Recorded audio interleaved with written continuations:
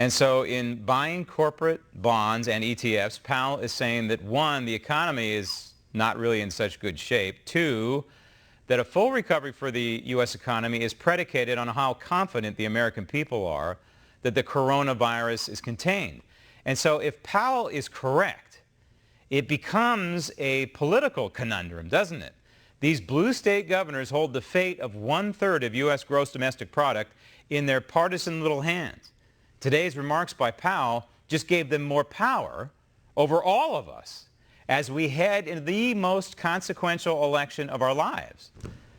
Joining me now from Dallas, Texas, financial expert, co-founder and chief strategist of GDP Advisors and Daily Ledger contributor, Seth Denson. Seth, so what happens? So we have the Federal Reserve buying up corporate bonds now, individual corporate bonds, and ETFs. What would happen if Jerome Powell and the Federal Reserve stopped that? Would we see, well, what would we see, in your opinion? If this wasn't going on, would we see some problems with the markets? Well, I think we would now. Once you kind of set the tone and set the pace, and then you pull back from that, it sends a very bad signal to the U.S. economy.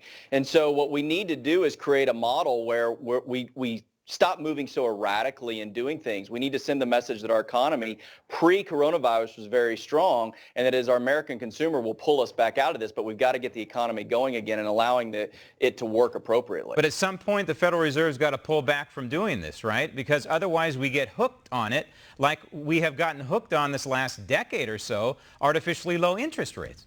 Well, I was going to say the exact same thing. That's right. You know, we've kind of gotten this market shift and movement based on what the Fed does quarter to quarter on interest rates. We can't get tied to the bond market as well. We've got to allow the free market to work appropriately, and that's what's going to give it stability going forward. Okay, so some very good news from retail sales, right? And you know, I don't want to focus on the bad. I think what the Federal Reserve is doing is very questionable. I would put it in the bad category, so let's put this in the good category, and that is retail sales.